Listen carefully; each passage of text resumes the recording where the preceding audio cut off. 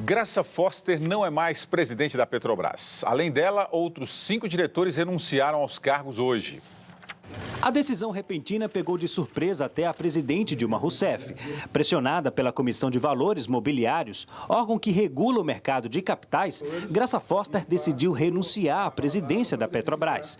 A CVM queria explicações oficiais sobre os rumores de mudanças e a consequente alta nas ações da estatal. Dilma esperava ter mais tempo para escolher o novo presidente. Agora o governo corre para substituir a diretoria.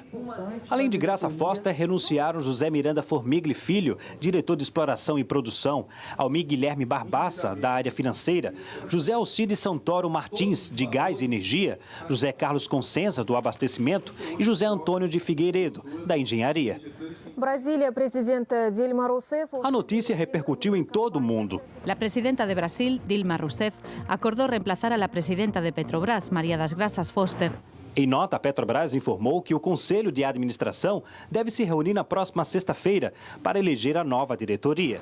A corrida pela presidência da estatal tem o ex-presidente do Banco Central, Henrique Meirelles, indicado por Lula, o engenheiro José Carlos, da Eldorado Papel e Celulose, Murilo Ferreira, da Vale, e Rodolfo Landim, ex-presidente da BR Distribuidora. A oposição comemorou a saída de Graça Foster e já prepara uma nova CPI da Petrobras. O líder do PSDB no Senado, Aécio Neves, afirmou que a tentativa de blindar o escândalo de corrupção na empresa foi frustrada. Todas as irresponsabilidades e todas as irregularidades que foram cometidas continuarão a ser apuradas. Em Curitiba, a ex-gerente Venina Velosa da Fonseca foi dispensada de prestar novos depoimentos sobre desvios e superfaturamentos em obras da Petrobras.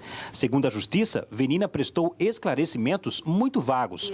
Quem falou hoje foi Meire Poza, ex-contadora do doleiro Alberto Iosef. Falou que ele estava indo na OAS, ele me chamou para ir com ele. E aí no caminho ele falou, eu vou levar essa mala lá na OAS, tem dinheiro. Mas aí eu não fui até a OAS, eu desci antes e depois ele me pegou. Procurada por nossa reportagem, a construtora OAS não respondeu ao contato. Ricardo Senes, boa noite. Boa noite, William. Qual a avaliação que você faz desses 3 anos de gestão de Graça Foster? A empresa teve um endividamento de 100 bilhões em 2012 para 260 bilhões. Essa diretoria tem alguma culpa nisso? Isso já vem de tempos? Parte do problema tem a ver com a estratégia dos anos anteriores à Graça, né? Acho que o melhor termo que eu ouvi de analistas sobre o caso da Petrobras é que era uma empresa sob um estresse por várias questões que foram colocadas para a Petrobras resolver de maneira simultânea, né? Então, a manifestação aí do descontrole do ponto de vista da governança, da corrupção, foi um dos, vamos dizer, dos efeitos da pressão que estava a Petrobras. O outro lado, que infelizmente não ocorreu, mas que esse analista estava dizendo que era possível que nesse estresse da empresa poder ter ocorrido, nessa corrida, tanto para o pré-sal como de aumento de produção, era um tremendo desastre, por exemplo. Como chegou a acontecer um pequeno incêndio numa refinaria, mas não chegou a ser uma coisa grave. Assim, a empresa estava sendo demandada para muitas coisas simultaneamente. E ela é de um tamanho que a gestão fica muito complicada, né? Nós estamos falando mas só do ponto de vista de investimento, estamos falando de 100 bilhões de reais por ano, era o ritmo de investimento. 100 bilhões de reais por ano para investir, fora os projetos de inovação, que eram 750 projetos de inovação, mais a pressão em cima da questão do resultado no pré-sal, que é produzir nas condições do pré-sal, 2 quilômetros da linha d'água e mais 5 quilômetros de rocha. A empresa estava sob pressão. A Graça pegou, acho que talvez não tenha feito a leitura correta da dimensão do problema, mas certamente não foi ela que montou esse modelo de Petrobras. Ela herdou um grande pacote, do qual acho que ela não conseguiu. Talvez o problema da Graça foi não ter entendido, não ter feito a leitura correta e não ter conseguido, portanto, reagir para reduzir o dano que hoje se mostra aí em todos os levantamentos. Eduardo Mulaé, boa noite. Boa noite. Tem uma pergunta aqui do Luiz Eloy Oliveira pelo Twitter. E das responsabilidades? Quem assumirá? Quem restituirá a empresa? É preciso dar nome aos bois. Essa diretoria saindo, se comprovar que houve falha dessa diretoria em relação a essa corrupção, a essa queda de investimentos e de lucros da Petrobras, é claro que será responsabilizada ou não? será responsabilizada, William, mas eu acho que, por exemplo, tudo indica que a presidente Graça Foster não terá sequer um patrimônio significativo para ressarcir qualquer prejuízo da Petrobras. O que ela pegou quando chegou foi uma empresa já completamente minada, roubada, esvaziada, deteriorada na sua ética de gestão e ela foi muito leal à presidente Dilma, de quem é amiga, ou seja, ela nesse tempo todo tentou segurar as pontas, exatamente isso, e evitar que a coisa se alastrasse para a presidente Dilma. Nós temos agora uma reversão grande, porque com a eleição de Eduardo Cunha para a Câmara, que está querendo de alguma maneira fritar a presidente, com essa saída, a própria advertência da CVM, que é uma oscilação de 9% diante de boatos na Bolsa, não é uma coisa normal na maior empresa brasileira.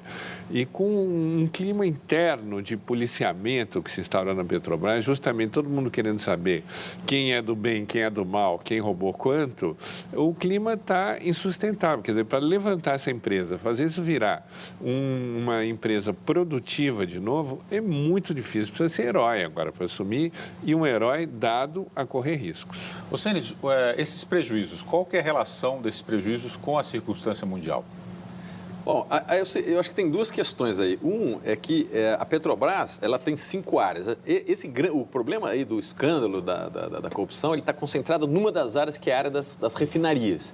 Mas não é a área maior da Petrobras e não é onde está indo mais investimento da Petrobras. O grosso da Petrobras está indo para exploração e produção, né? Que é a fase anterior do processo.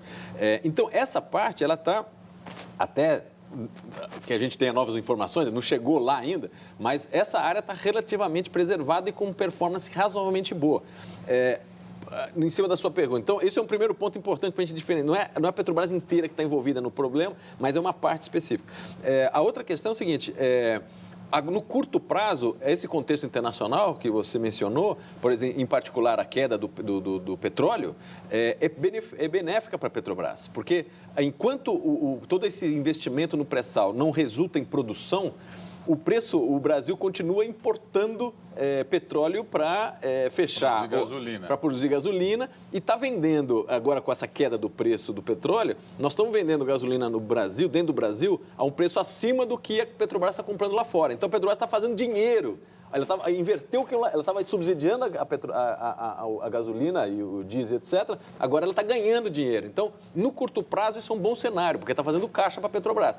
No longo prazo, é que vai ser problemático. Se começar a produzir tudo o que está prometido no pré-sal com um preço baixo, aí sim começa a ter problema na Petrobras, porque todo o plano de negócio dela foi feito em cima de um barril do dólar em torno de 93 dólares. Como agora está bem abaixo disso, se ela começar a produzir a esse preço, boa parte do plano de negócio dela vai ficar comprometido. Então, aí o problema é mais no médio prazo.